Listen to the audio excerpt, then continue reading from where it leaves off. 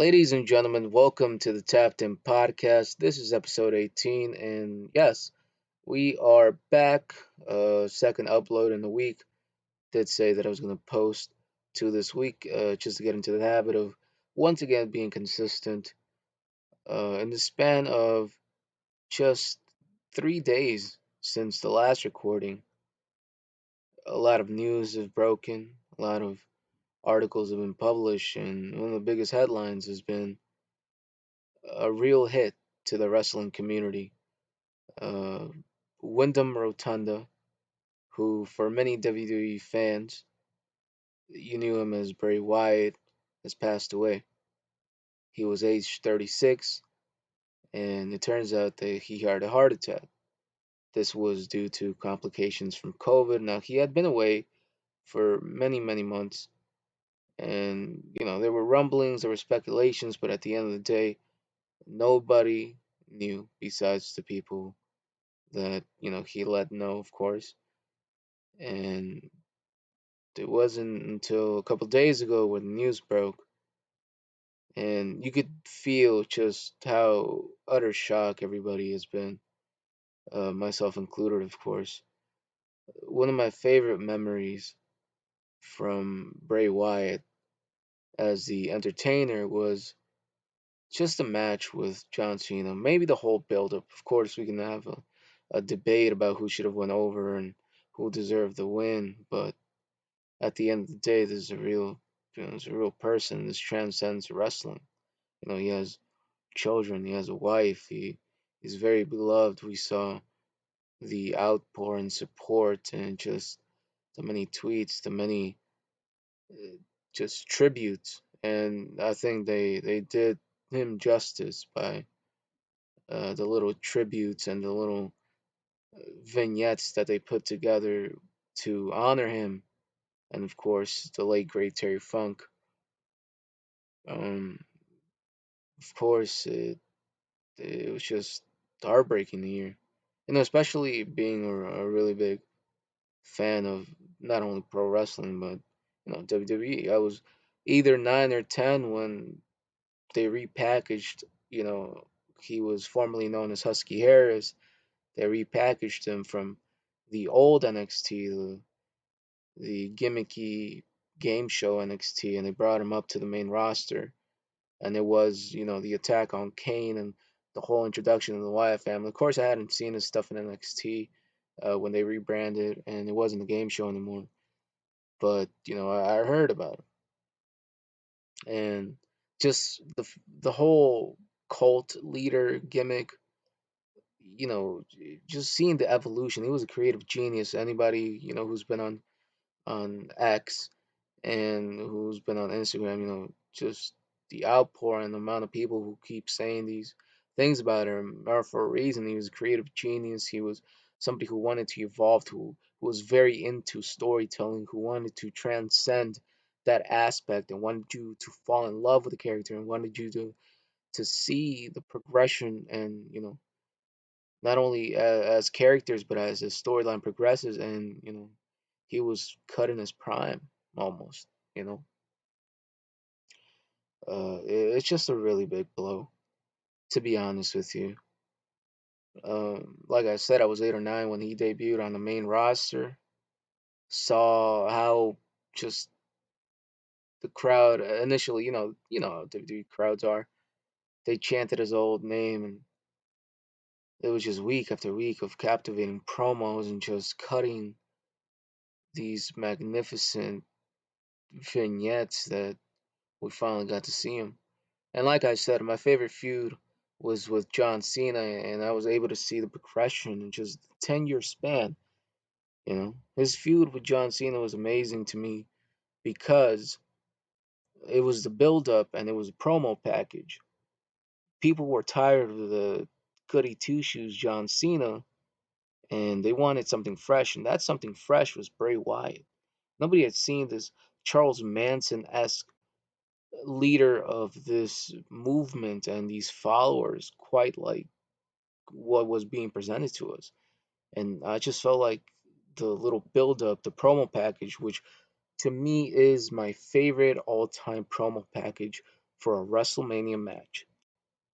Seeing Bray Wyatt, this figure of darkness and this exposure of like the truth shall finally be revealed about who the John Cena is and how he's telling the kids that they shouldn't look up to him because he's not really a hero. He's just pushing this narrative and John Cena being like the contrast to his darkness and being the light and the Eminem music. I think it was like Legacy, yeah, because it was about John Cena's legacy. Oh my God, I'm like getting goosebumps just talking about it because it just feels so surreal and I remember it very vividly. Of course, I wasn't around for when Eddie Guerrero was, wrestling. I was born in 2004, but a lot of people who were keep telling me that this kind of feels like when Eddie passed. Very tragic, and it's not good to compare tragedies, but it's not really a comparison of tragedies per se, but it's just the idea that somebody so young passes away, and it just felt like they were on the brink of something even more. Cut the wrestling out of it, and the world just loses somebody who, based on people who worked close to him, just say he was a great guy.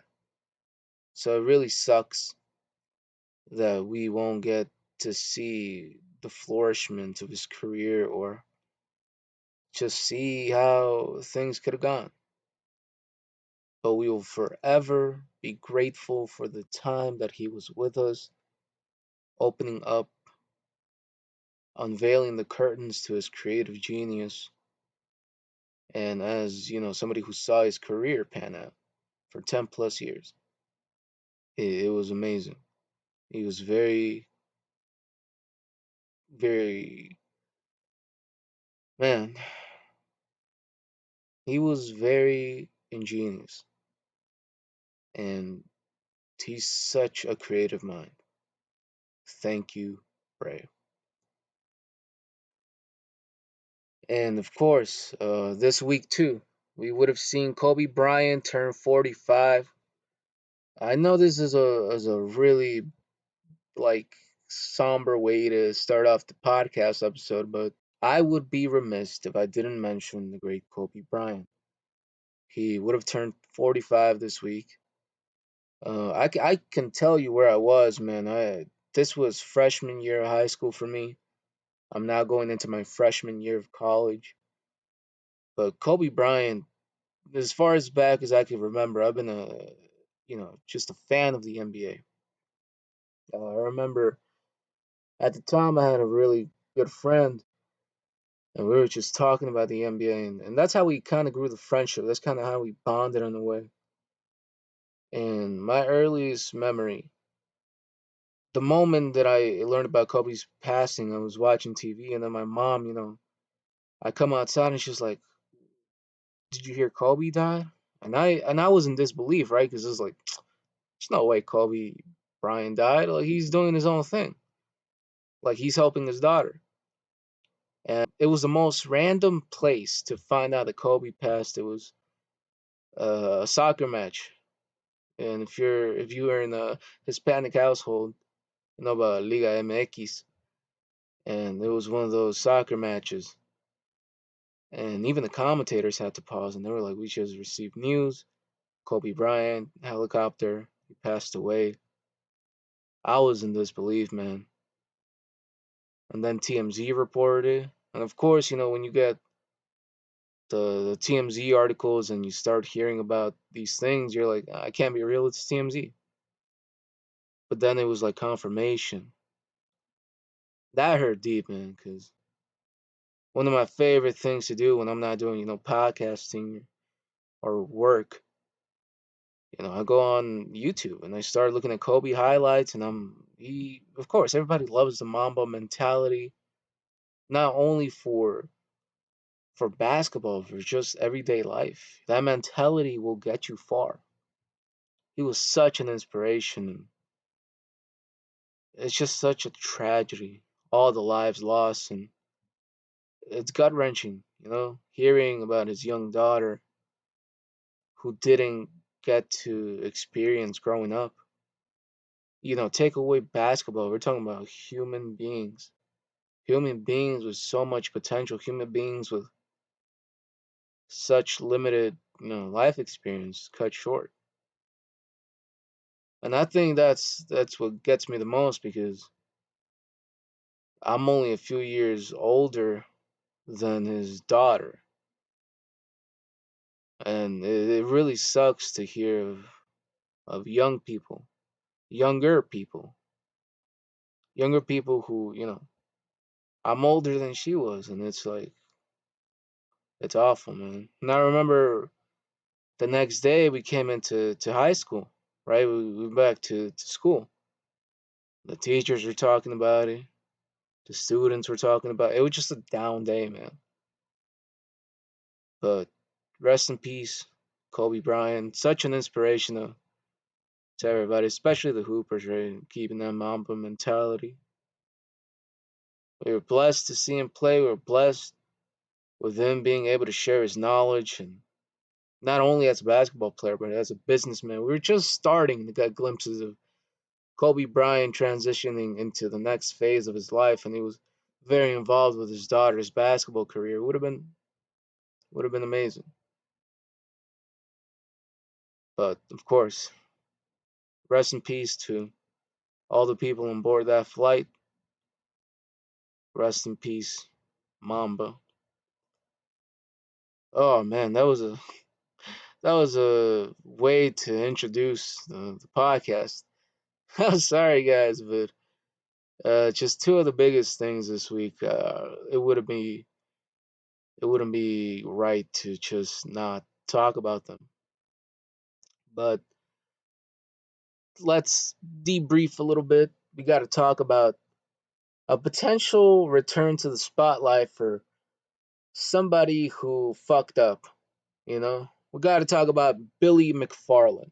Now, if you don't remember Billy McFarland, I got two words for you: Fyre Festival. Of course, it was the first one in 2017, where not only were the featured artists who he promised not even showing up, but they weren't on the island that he promised that the Fyre Festival would be happening, and there was basically little to no security. If you remember, or you might not remember, I don't blame you, but it was just a Fyre Festival can be described as okay. So Billy McFarland's first Fyre Festival can be described as empty promises, overindulgence, and a whole lot of wire fraud. This man would ultimately be sentenced to 6 years in prison in like 2018, and he only served like, I want to say, 3 or 4 years completely. The man promised a lot of things that didn't happen, put lives in danger, and he pretty much took a lot of money out of his own pocket and a bunch of loans that he could not pay back. Man basically started defrauding investors and ticket buyers, and he served his time. Kudos to him. But now he's back. And my man's Billy McFarland, is planning a redemption, in his words. And what's crazier is the fact that the 100 tickets for Fyre Festival 2, which, by the way, are $499, those pretty much sold out within a day. So people are buying in. They're either buying in or they they just want to get lost somewhere. They don't give a fuck. But I don't know, man. I smell lawsuit. Like I don't see this ending well. I know it's a redemption for a reason, but like Jesus fuck, do you not learn the first time? What's the old saying? Fool me once, shame on you. Fool me twice, shame on me. Fool me three times, I might get lost at sea or some shit. I don't fucking know. Listen, for the people who bought the tickets, I would really love if you could just like go on Instagram live and just start fucking, live streaming that shit. That would be epic. Nobody learns, man. It's sad, but like not really, cause it's all rich people shit. If you don't learn from it's like the people who got submerged in the submarine, right?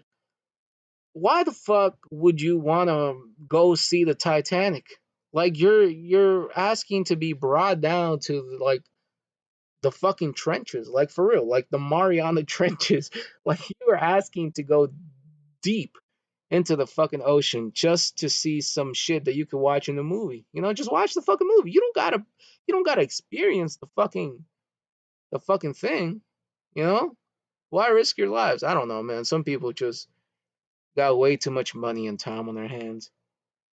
Uh, and the fucking reviews about the controllers, that shit was fucked up. But y'all are funny, but y'all messed up for real. But shout out Billy McFarland. I haven't heard of Ja Rule. I haven't heard Ja Rule being announced as like the enforcer or like the guy who's also involved with this. The first time that it happened, Ja Rule was a big part of it, and he didn't even go to Fyre Festival. If you remember the way that they were promoting this, the first go around, they basically got celebrities to like promote it. I think it was Kylie Jenner, if I'm not mistaken, one of the Kardashians. I don't fucking know. I don't keep up with them. But listen, if you got tickets, man, live stream for real, for real. Making the rounds here. Shout out to fucking Fulton. That's where your boy grew up.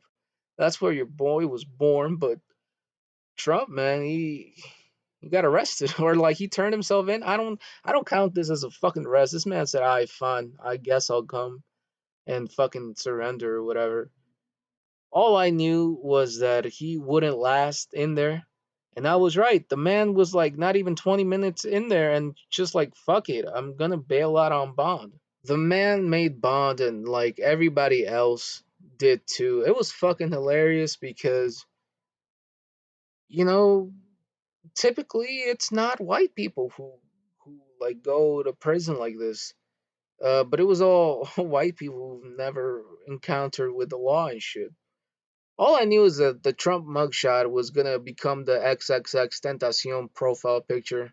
The one that everybody was using in 2017, 2018. Motherfuckers took Trump's mugshot and started drawing on it. I saw one where he was like Mario or some shit. I don't know. It was like Goku or something. This shit is crazy. But also apparently he also got Steve Sado to jump on his legal team, and he's basically helping him with his alleged 13 felonies. And for a little bit of context, Steve Sado has represented T.I., Rick Ross, Usher. Man's basically hired the same lawyer that defended Gunna. I saw Chief Keef going about Trump is going to be backed by black people or some shit. I don't know. You remember when Benny the Butcher came out? It was like, people call me a monster because I would vote for Donald Trump. I don't know what the fuck's going on. A lot of people like it. I will say Trump doesn't realize how funny he is. Like he's genuinely like hilarious. A bit of a radical guy, but he's funny as fuck without even trying. I could not believe that man is what 6'3", 215. If that's the case, then I'm 174 pounds, bitch. What the fuck? Nah, my man's and his son is tall as fuck too. His son is like fucking NBA height. They chose the wrong professions for real. But shit, Trump got out pretty quickly. I haven't heard anything else that came of this. But shout out Young Thug, Hopefully, shout out Fulton County actually. Yeah, I could when I heard it, I was really like, what the fuck? You got my man's where I was born. Shit is a full circle moment.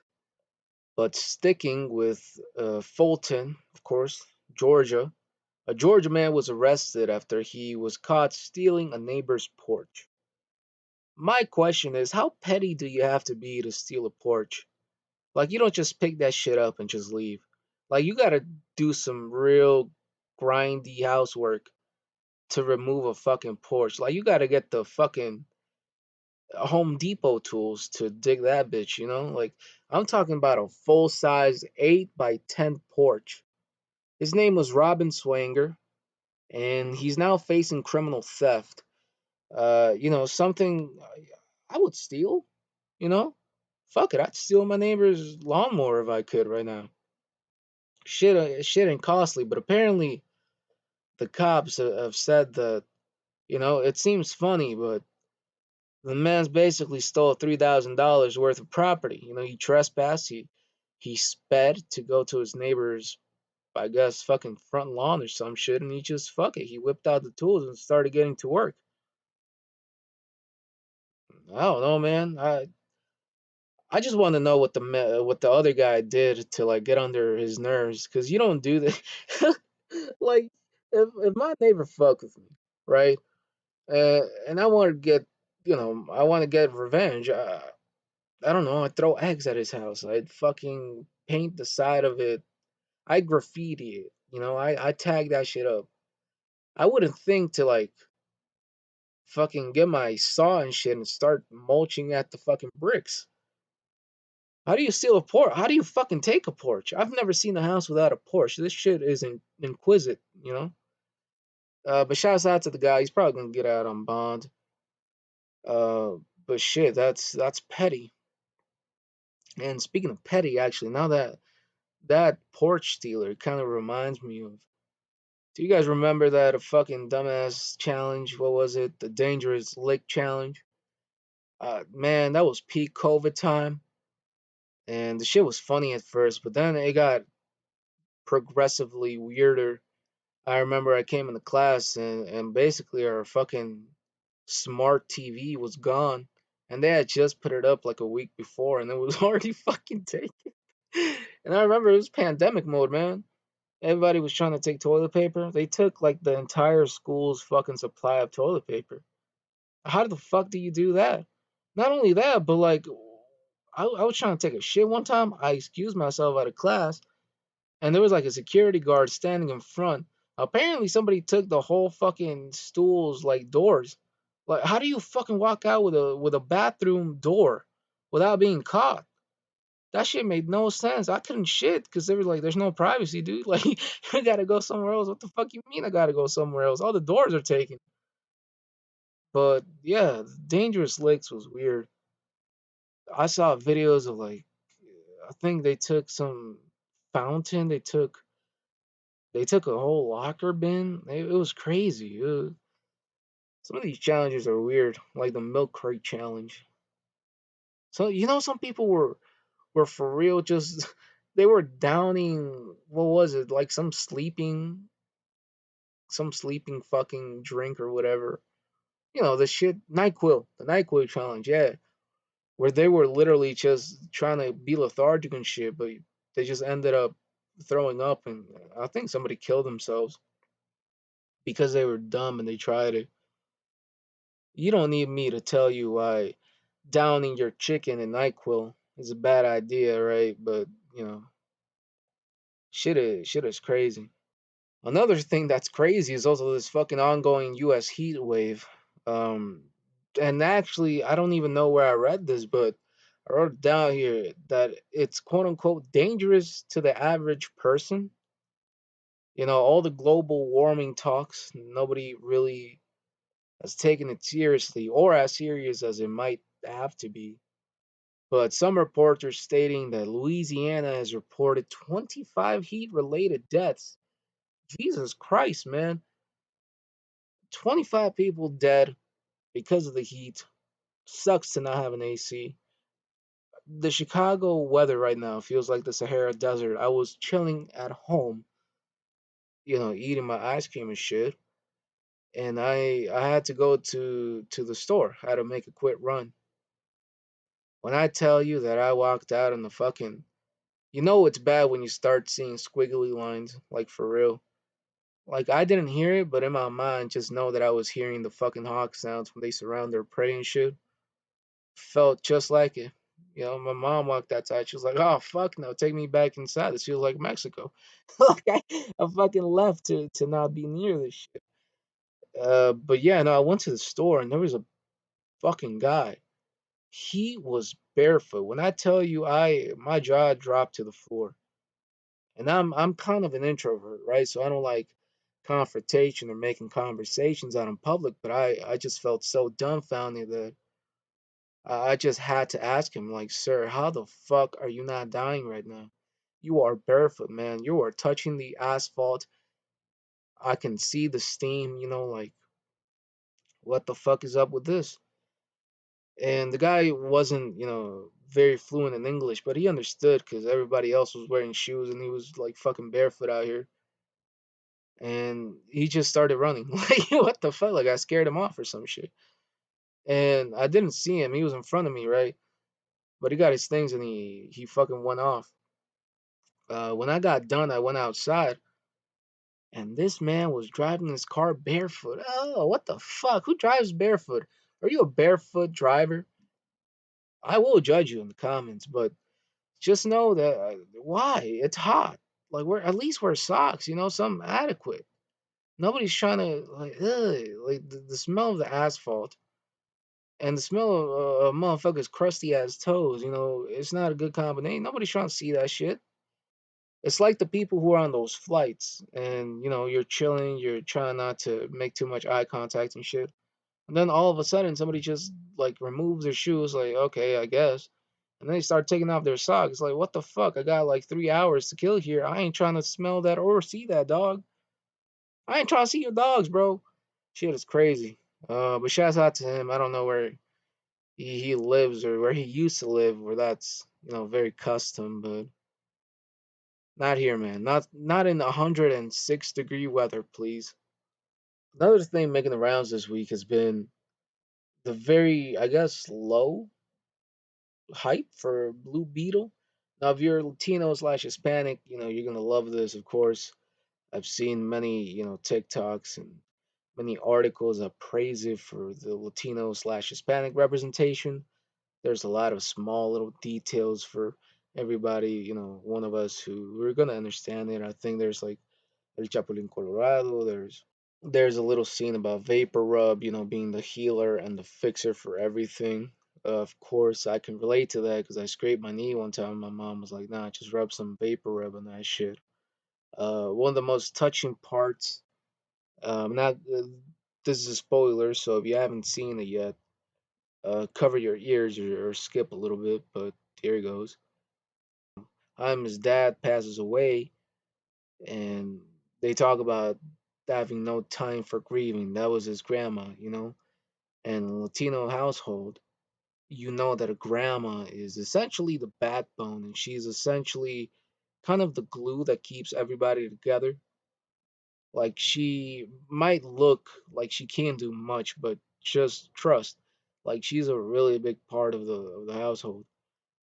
And it wasn't until, she says, no time for grieving just yet. There's still stuff that we have to do. There's still work that needs to be done. You still have to, fight off all these bad guys and whatnot. And then at the end, grandma comes back, and it's that small little key detail where she's like, okay, now we can grieve. And they stand in the circle and they start crying. Oh man, it was just so touching. There's a lot of little scenes here for me to be able to go over, but trust, if you haven't seen it, please do yourself a favor. Go with your family, go with your loved ones, and go see it. Especially, for us Latinos, it's very important because we don't see a lot of superheroes who kind of, show off that background that we have. No, Miles Morales is half Afro, half Latino, so it's good that we're getting more of these characters. Hopefully, more of that is soon to come. I think the director did an amazing job, and I can't wait for whatever roles we see in the future. Because on the last podcast episode, I did say how actors are coming out and saying that Hollywood doesn't do well with representation, even now, And it was the whole debacle about Snow White and the Seven Dwarfs, the diversity thing. It's not a bad thing to have. It's just very scarce and few in between. So anytime there's representation, of course, do your best to show support. It's not like it's pandering or it's like, oh, we have to show that we're the only ones who can have this. No, it's literally just being able to have something for us. I feel like that's what's most important, and it's what's most gonna help expand viewers interest and give opportunities to other actors. Of course, the writer's strike is still a thing, so I think that's what kind of gave it a really bad lack of promotion. Because it wasn't until I saw the TikToks about, oh, this is a movie that incorporates so much of Hispanic culture, yet it's not getting enough recognition. And it totally sucks to see these little films and people, sharing their experiences being at movie theaters, and it's practically empty when it comes to this movie. So definitely trying to push it forward, definitely trying to get people to, fucking highlight the movie. It's great. It's great. Definitely do yourself a favor whenever you have time. Go check it out. Now, a comment that I was trying to get to by Asian the Brat, who says trying to rap at 30 is crazy. And I gotta agree. If you're 30, go start a family or something, man. I don't think that you should be rapping when you're 30 years old. I just think that there's so many other things that you could be doing.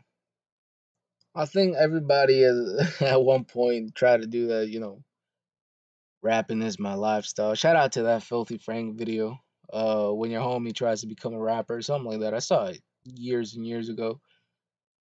But yeah, man, I think once you get past 25 and you haven't broken through, I think it's time to call it quits, dog. But I can't knock nobody for their pen. It's like therapy to some people. It's like the only thing they look forward to.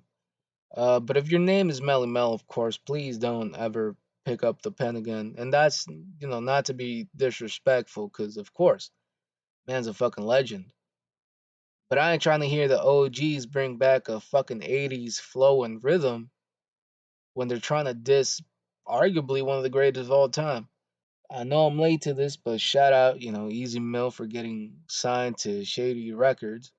Of course, on his debut, he puts Eminem on the track because of course, that's gonna bring him more exposure, so it's a good thing. But Eminem took shots at Melly Mel, who previously took shots at Eminem, and also like to everybody. Melly Mel has been a fucking hater for like any rapper that has come up, or anybody that even poses like a legitimate combatness, I guess, to his greatness. He doesn't fuck with that, and especially Eminem, who just like anybody who tries to come at him or tries to argue why he's not at least top 10 because he's white.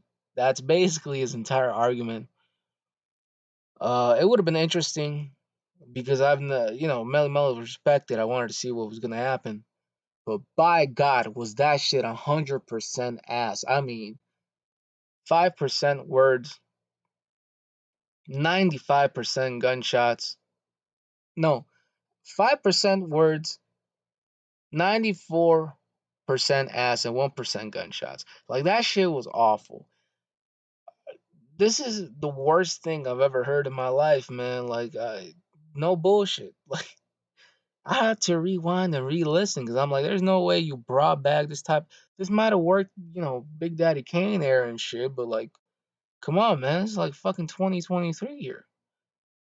But shout out to Drake for love these seamless transitions, right? Shout out to Drake for almost being 40, rapping about women and heartbreaks and doing pills and doing ecstasy or whatever the fuck he does.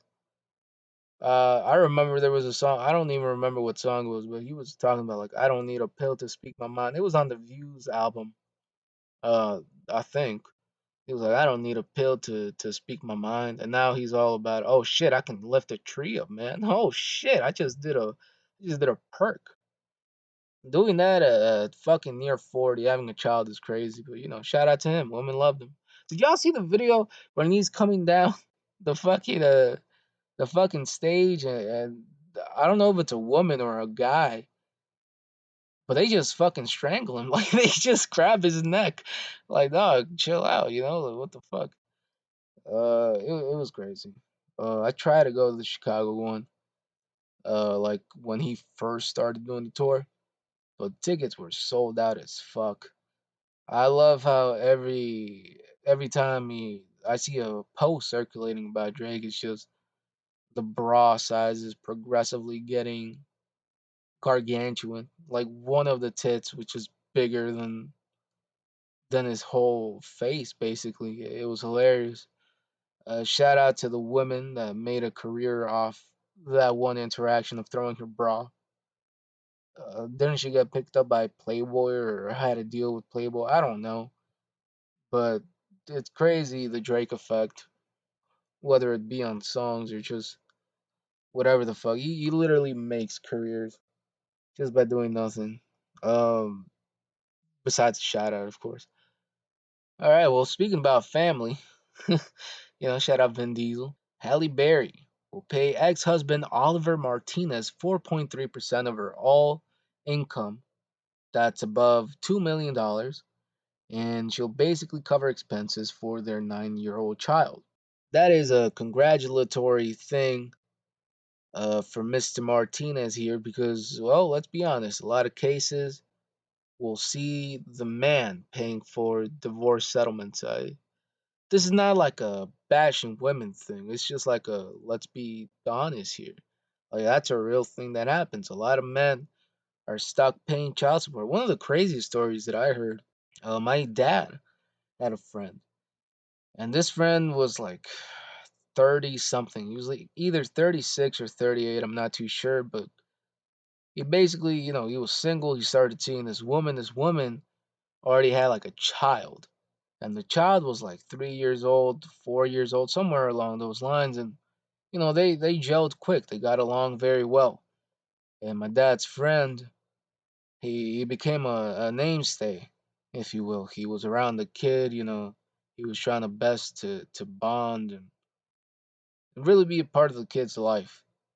And at the same time, trying to be a good boyfriend or whatever, trying to gel with the mother and the whole 9 yards, basically. Something along the lines of them having a very big argument, them having a really bad breakup. He thinks he's out of the relationship. He didn't really have an attachment to the child. He was kind of there trying to build a relationship. And man's basically got stuck with child support like out of nowhere. He was not ready for that. He was not making adequate income to be supporting and providing for the kid, but he was seen as a parental figure, and the woman played on that, and it was crazy to like hear about that and experience it because my dad was also blown away just as much as I was. Just be careful out there. If you really plan on having children, just know that something down the line can happen. Not all marriages are built to last. In fact, I think it's a real statistic here in America. Most divorces end in shit. I was gonna say more divorces end in divorce. Most marriages end in divorce, and that's very sad. Of course, you have to. I don't think when people get divorced, especially with children, they don't take into account the mental toll that children will have, especially if like the people breaking up are not on cordial terms and they're not on good settlements. I guess they want to hurt each other even though they're hurting the kid more than they even realize. But Ellie Berry is a very successful woman. She will now be paying both him and the child. So hopefully, their child will have everything that she needs or he needs. I'm not too sure the gender of the child.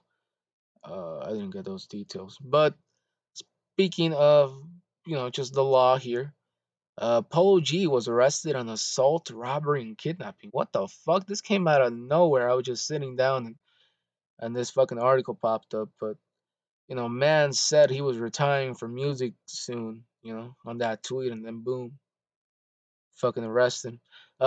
His house got raided. Apparently, this is involving a prior crime that was committed, or at least something that he was involved in a while ago. And apparently, he had a warrant out for his arrest that nobody knew about. and he was ultimately arrested. They came in, searched his home and everything. This is coming off, his latest single. So you gotta wonder how the rollout is gonna play out, or how he's gonna deal with that. There hasn't been really any updates to this story, but as soon as it come, definitely will brief it, or at least let you know what happens. But it's another telling tale, man. Every rapper gets caught up at one point. Uh, Shout out to the guy that Gucci Mane signed to his label, like the most non-threatening Discord mod looking person that I've ever seen in my life. But hey, any artist that signed with Gucci Mane pretty much got arrested or got in trouble with the law. So hopefully this guy stays clear, man. The whole YNW Melly case too. I think the mother just filed for like some sort of investigation or lawsuit. I'm not too sure.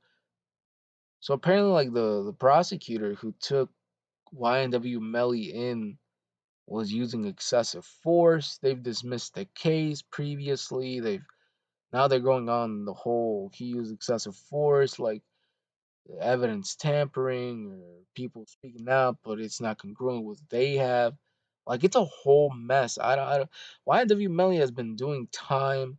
He's been kept. Man's last name is Demons, but I'm just throwing that out there.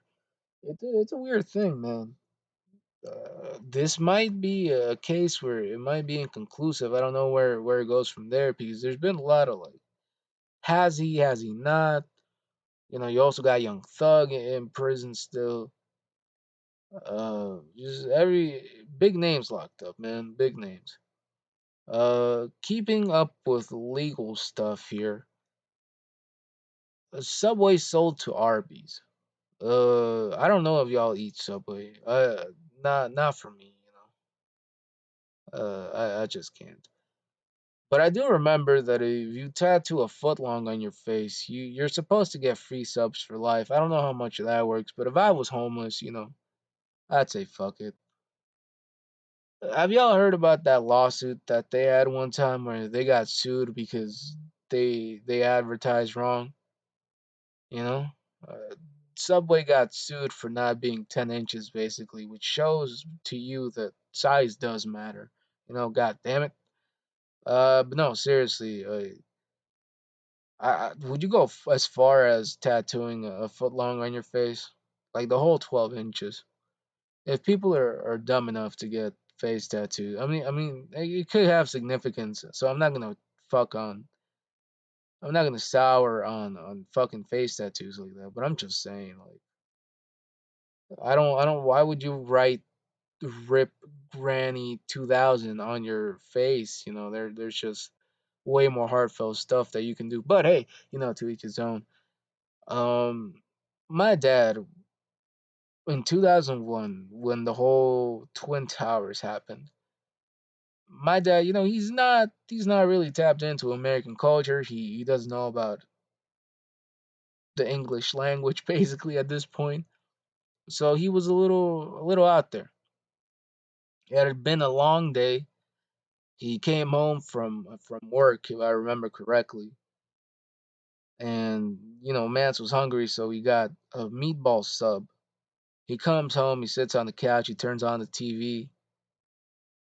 And apparently, this man thought that the 9/11 footage, like as the news is breaking, was part of this epic meta alpha movie that was happening.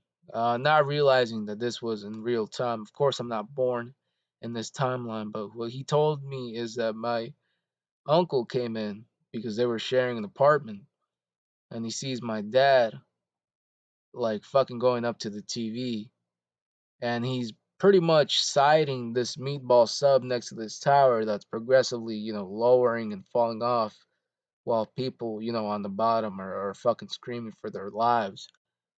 And he looks to my uncle and he's like, wow, this movie is really, really realistic. And it's not until my uncle explains the what the fuck the severity of this is and how real it actually is that he's like, oh, fuck. And he stops doing it, but I'm just saying, like, 10 inches, man. Shit. Well, it's a real thing. My dad was dumb, man. He this is what you get for not knowing English. But granted, yeah, just moved here, not even like fucking 4 months or something. Who could have predicted? She was crazy.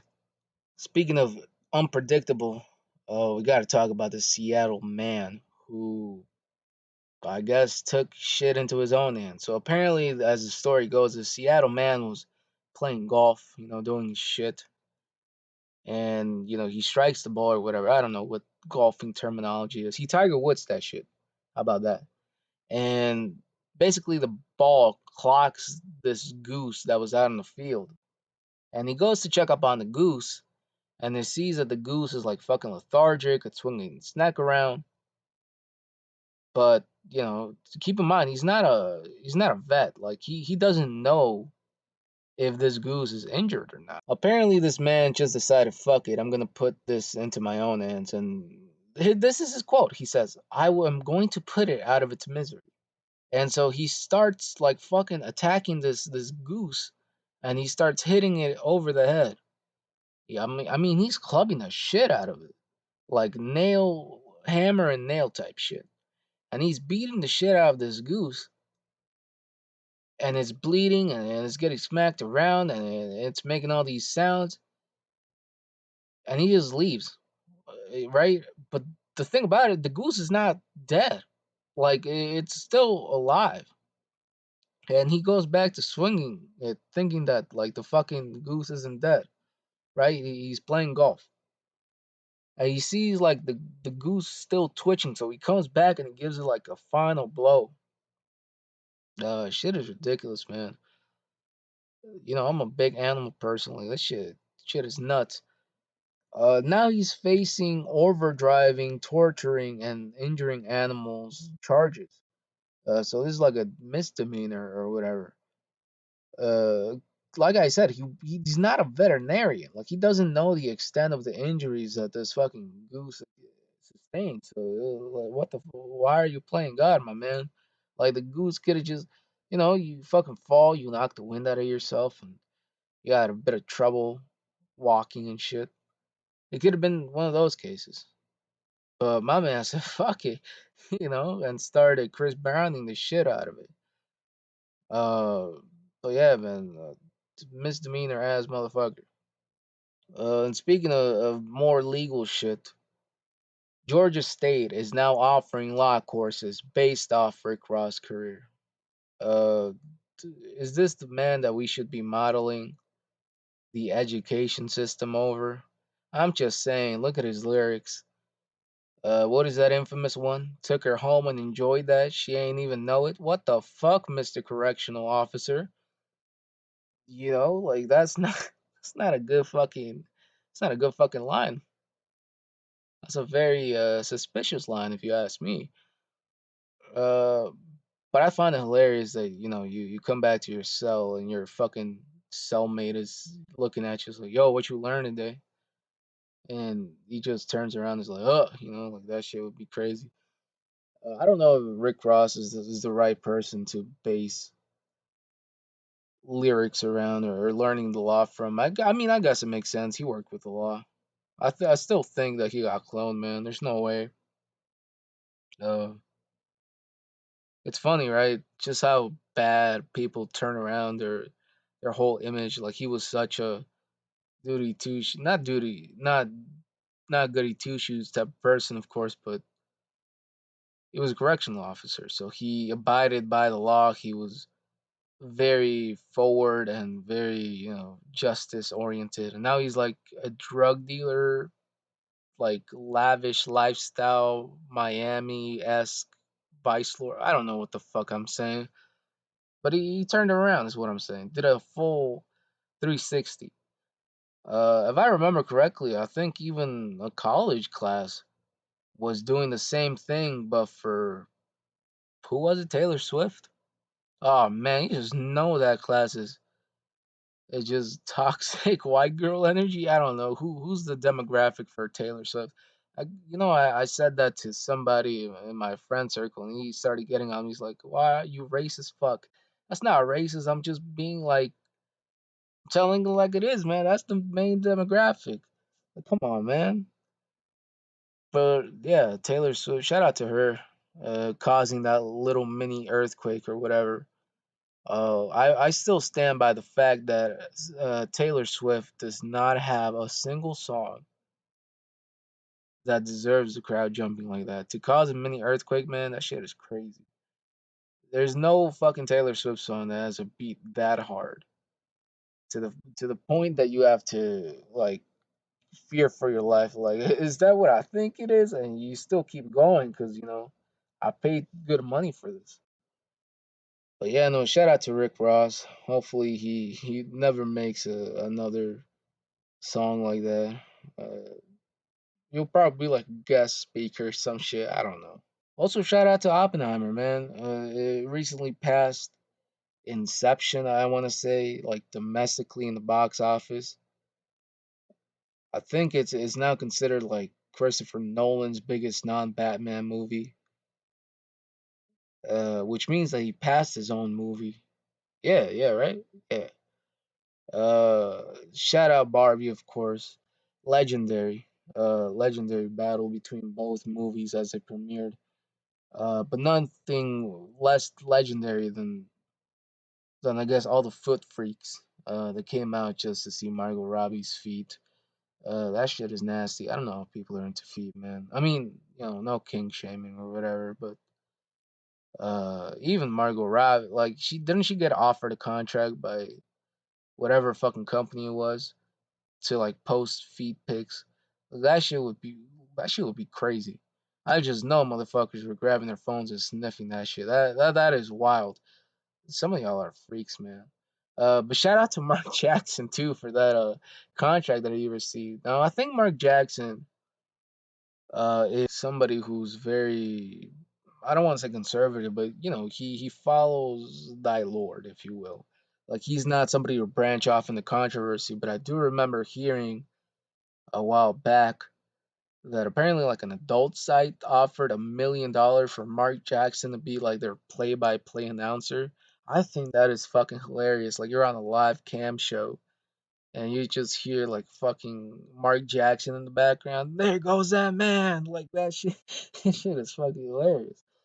But $1 million, shit, man. I don't know, man. I'd probably take it. I mean, no NBA team is calling. Shit. How do you like? This is a gross imagery, but like if you're yanking the hammer and shit, and you just hear grown man move like from the background, wouldn't that kill the vibe or some shit? I don't know, man. I'm not on there to fucking to fucking tell you how I feel. That shit is, to each their own, man. What can I tell you?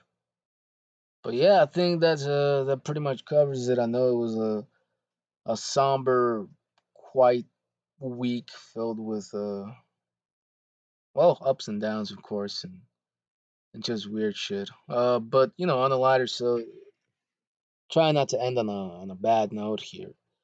Just personal stuff here. Your boy heading out to college, he can do his thing now.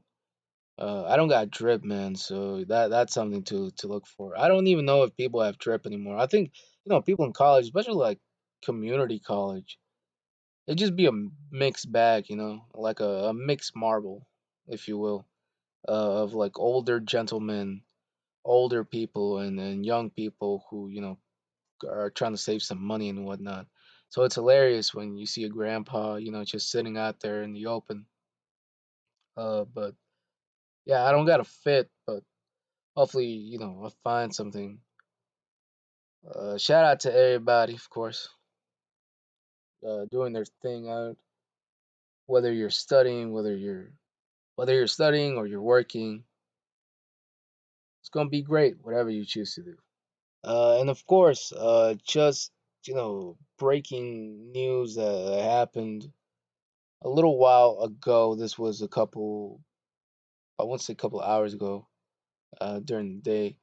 Bob Baker, who was the host of The Price is Right, the very iconic host of The Price is Right, passed away at 99 years old. Uh, Condolences to his family, of course. and everybody knew him. But he was a staple of my childhood, and I wasn't around for prime. The Price is Right. But every sick day, every day that I was skipping school, and I was trying to watch television or trying to get my hands or something, it was always him and Jerry Springer. Jerry Springer was reality TV on crack. Like it's goaded, but like shit, man. Legal ass kickings and flash cameramen running. How the fuck did the cameramen run so fast? That's got to be some Olympic shit. It's like the same questions that I'd be asking when fucking what's his name? It's like when fucking Usain Bolt starts running and we get the little glimpses and shit, like the close-ups whenever he's running laps. How the fuck does the cameraman do that? Like you gotta see that shit.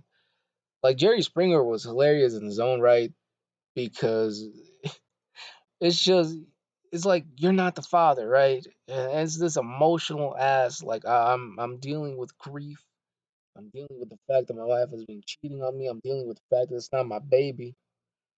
It's like my most vulnerable time. And you got motherfuckers like after you, like, no, come back here. We want to see you cry. We want to, we want. This is good for ratings and shit. But shout out to him and of course Bob Baker. They're legendary in their own right. They're goats of whatever. They're goats of their respective shows and a stable of many people's childhood. I remember watching all these shows with my grandmother. She loved The Price is Right because she was a shopping addict, and I mean a shopping addict. She would literally bring me along sometimes. Wouldn't even buy a thing. She was just like window shopping and just looking at the prices on things. So she would always have a good knack for like knowing and understanding like what the price of actual items were.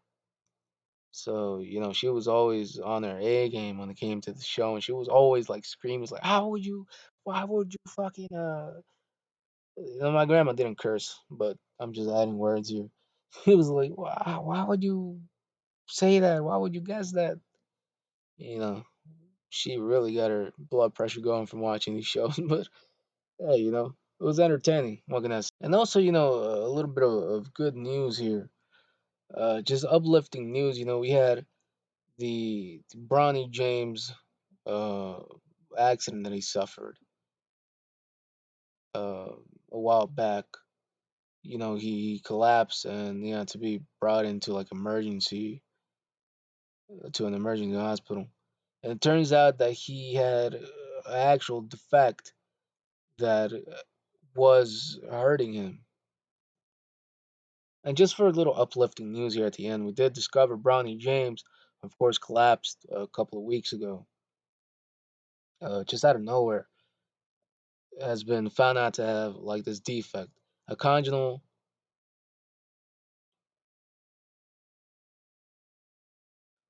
He pretty much has a congenital heart defect, but he's expected to return in the very near future. Of course, he would be part of this draft class. I'm pretty sure, but who knows what's gonna happen there. The main thing is that he's gonna get treatment. Unfortunately, there's been a lot of weird things, with young athletes as of late, and people throw their conspiracies, they throw in their 2 cents. Who knows what's happening, but they seem to be really affected by something. It's just really weird to hear about young athletes either A passing away or B having to be hospitalized because of certain issues that they have. It was also scary, reading about Caleb White from Alabama High School, who died on the court after he collapsed, and he also had some troubles there. It's becoming a little bit too, I want to say, normal to hear about it per week. More young athletes, especially young athletes, being met with this uh, weird thing. But hopefully this isn't a continuous thing, even though it seems like it. If there's anything to learn here, Don't fuck with a man's porch. You will get arrested. Also, vapor rub fixes everything, so get yourself some. And like I said, if you're homeless, you're better off tattooing a footlong on your face. Stay safe, everybody. Catch you on the next one. Peace out.